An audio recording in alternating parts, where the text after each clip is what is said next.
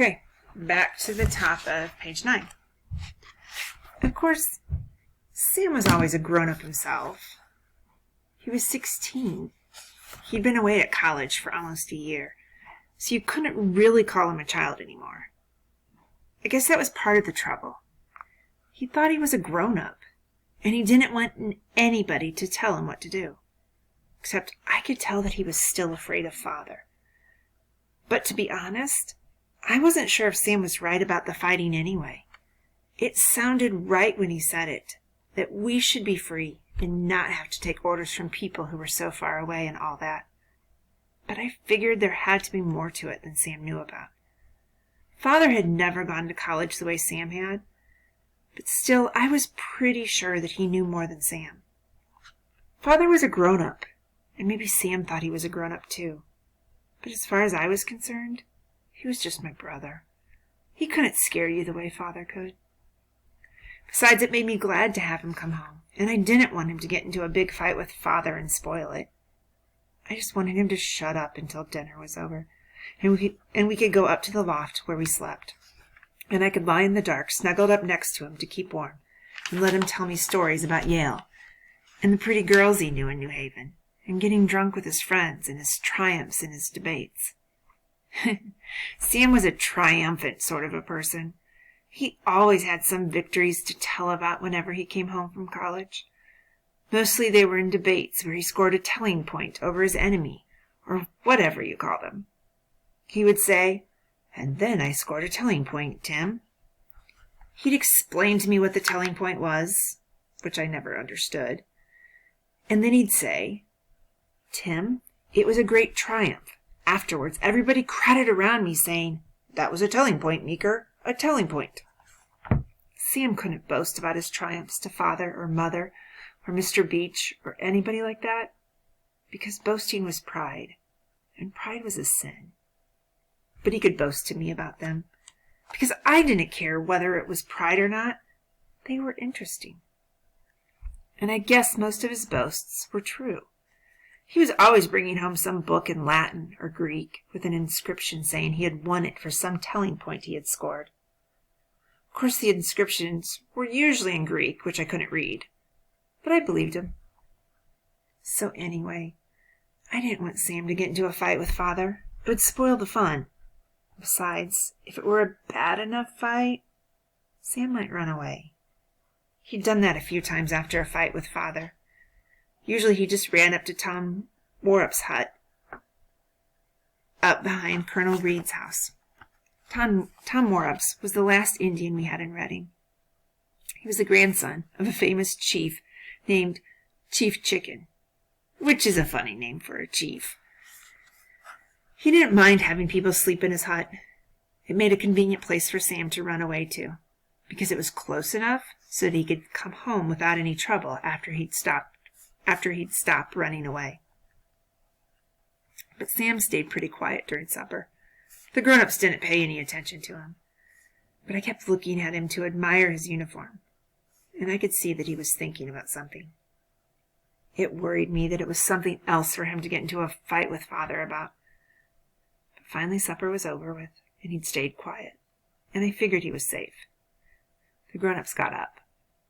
"Sam, are you going to help me with the milking?" I asked. "I can't. My uniform will get dirty." "Take it off, then." I could see he didn't want to do that. "My other clothes are still at Yale." "Borrow some from Father." All right, he said.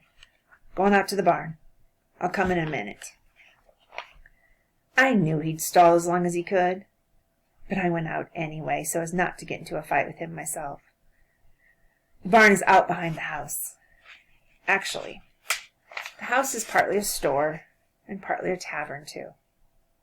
The main room is the tap room with a huge stone fireplace and barrels full of beer and whiskey and cider.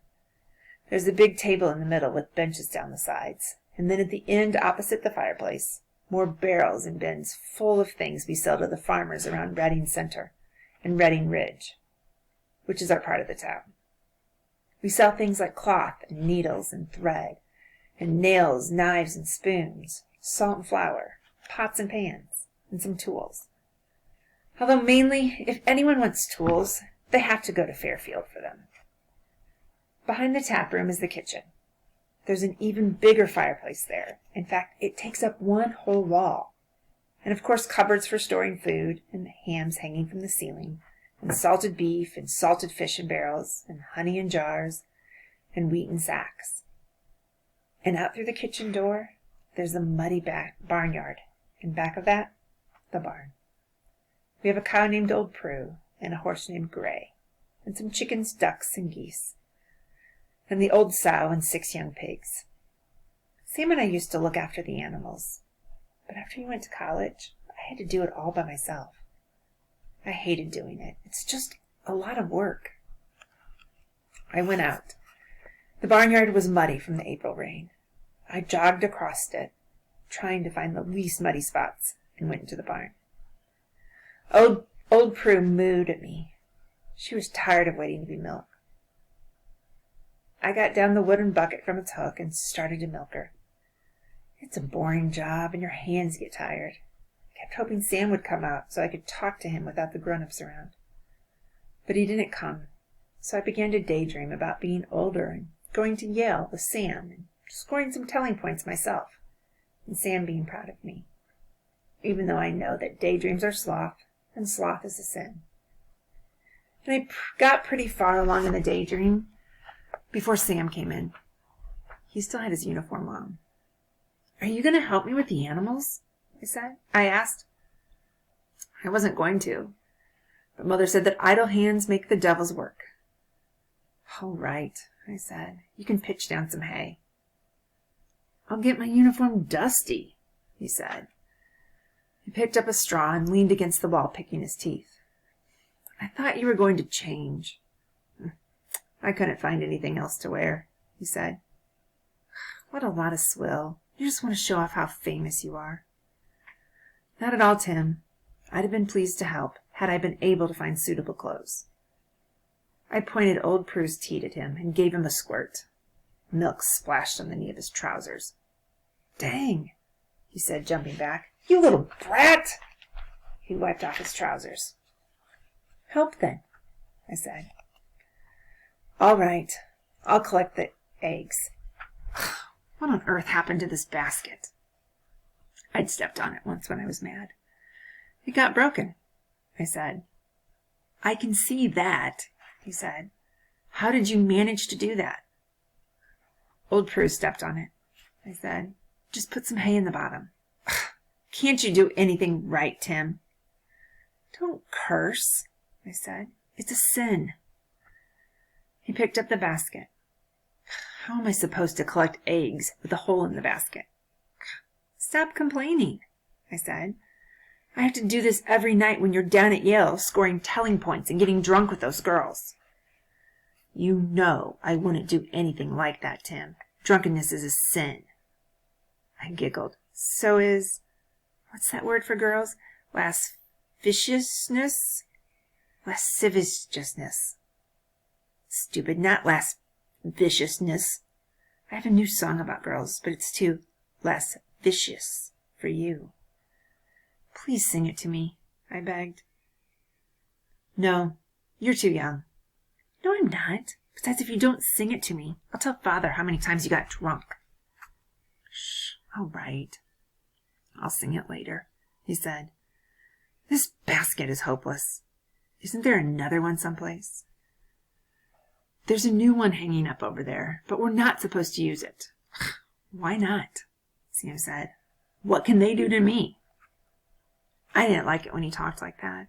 It bothered me. "Listen, Sam, why do you always have to get into a fight with Father?"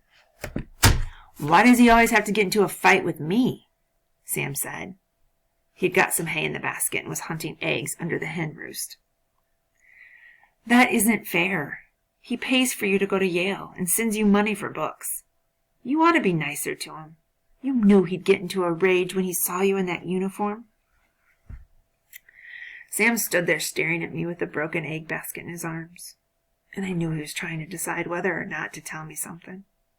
I had enough sense to keep still. Sam pretty usually blurts things out if you pretend you're not interested and don't beg him to tell. I went on milking old Prue. Finally, he said, "Suppose I told you I had to wear the uniform for a reason?" Oh, that gave me a shiver. "I don't believe it," I said. I did believe it, but the best way to get him to tell was not to get all excited. "It's true, Tim. I'm going to fight the lobsterbacks." That scared me, but it excited me too. I wondered what it would be like to shoot somebody. Still, I said, "I don't believe you, Sam." "Oh, you'll believe it soon enough. Tomorrow I'm walking up to Wethersfield to meet my company. Then we're going up to Massachusetts to fight the lobsterbacks." I believed him all right. "Won't you be scared?" "Captain Arnold says it's all right to be scared. The true brave man is always scared. At least that's what the sergeant said," he said. "You seem to be pretty proud of Captain Arnold." "Oh, he's a marvelous horseman and brave and doesn't take any nonsense from anybody. He'll lead us through the lobsterbacks like a hot knife through butter." He started collecting eggs again. "You really going to Massachusetts?" I asked. It seemed like a long way to me. "To Boston?" "I don't know exactly. I think we're supposed to go to Lexington," Sam said. An egg fell out through the bottom of the basket. "Dang it, Tim! Why don't you fix this thing?" I did fix it, but it broke again. I didn't say it was a month ago, and I was too lazy to fix it again. Laziness was sloth, and sloth was sin. "Tell me about the war," I said, to change the subject. I told all I knew at dinner. "Why'd you come home?" I asked. He stopped hunting for eggs and stared at me again. Finally he said, "I can't tell you." "Why not?" "You'll tell Father." "No, I won't. I swear I won't. I'll shut my mouth." Sorry. "No, I won't. I swear I won't. I shut my mouth. With Sam, it's the wrong thing to beg." "Yes, you will."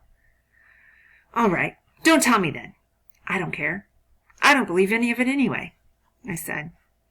I had old Prue nearly empty and began stripping her teats to get the last drops of milk out, as if I'd forgotten all about what Sam was saying. He didn't say anything for a minute. Then he said, "Will you really swear you won't tell?" "Thought you said you weren't going to tell me." "All right. I won't," he said. "I swear," I said. "On your honor?" "Yes." "This is serious, Tim. I swear on my honor." He took a deep breath. "I came to get Brown Bess." That shocked me more than him saying he was going to fight. The Brown Bess was the type of gun most everybody around Connecticut had. It was brown, and got its name from Queen Elizabeth, whose nickname was Bess, because they first used that type of gun a lot during her time. The gun was about as long as I was tall, and had a bayonet around 20 inches long. Father kept the bayonet hanging over the mantelpiece. He used the Brown Bess for deer, and sometimes when he went out with the other men to go after a wolf that was getting into the livestock. And he took it with him every fall when he went over to Verplank's Point to sell cattle and buy supplies for the store. He'd never met up with any trouble going over to Verplank's, but people he knew had sometimes been held up and robbed. So you can see that gun was important to us. It was one thing for Sam to say he was going to fight the British. They were a long way from here. But to take Father's gun was pretty bad. Father was right here, and he seemed a lot more real to me than the British did.